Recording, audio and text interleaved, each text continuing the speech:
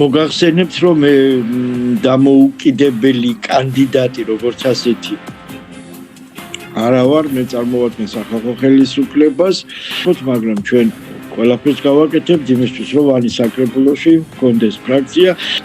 კარგით, რას გააკეთებთ პირველი, როცა გაიმარჯვებთ და იქნებით საკრებულოში ვანისთვის? მართალი ვანელის ხმა ვიყო ვანის საკრებულოში. მაყურებელს ვეთქვი, რომ 9 წლის პატრიოტ ალიანსიდან იღებით მონაწილეობას, 8 ნომერი იყავით და რამდენიმე ხმა გქონდა და ეხა ხართ 9 წლის შემდეგ სხვა პარტიიდან და როგორია თქვენი შანსები?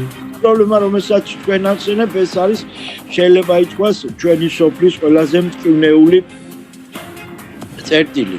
მაგრამ 21 საუკუნის ჩემი სოფელი ალბათ უარესდრეშია, ვიდრე 1945 წელში.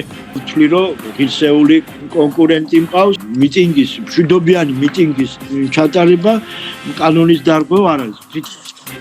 არსებობს თუ არა საქართველოში პოლიტპატიმრები? ვიწვნიე თავზე, რომელსაც ხელისუფლებაში მოსვლიდან რამოდენიმე თვის შემდეგ დაპატიმრებული ვიყავი. ასევე სწორად არ მიმაჩნია ახლანდელი კიდე დაჭერები და რატომ უნდა გენდონ ვანელები თქვენ და არა ლია დიასამჯის? ციხე ამსდელობითი ორგანო არ არის და ერთი ახალგაზრდად დაკარგული დიდი დანაკლისია ჩემი ქვეყნისთვის.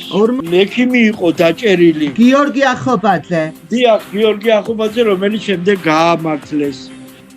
დედას ვინმე გაუცოცხლებს. აი რატო? მე ამას იმიტომ ვლაპარაკობ, რომ მეც იგივე გამოვცადე.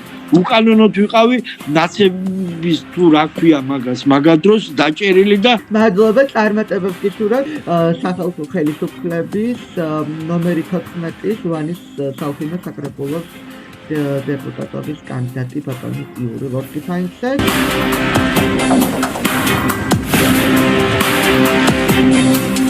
მილდრო დასრულდა სისტემის ჩავარდნები, საზოგადოების ტკივილი და მკაცრი კითხვები, რომლებიც პასუხს მოითხოვს. სიმართლე ეთერშია 29 სექტემბერს 22 საათზე. არჩევნებამდე 5 დღით ადრე სპეციალური ეთერი დამოუკიდებელ კანდიდატთან იური ლორთქიფანიძესთან სოციუმის YouTube არხზე.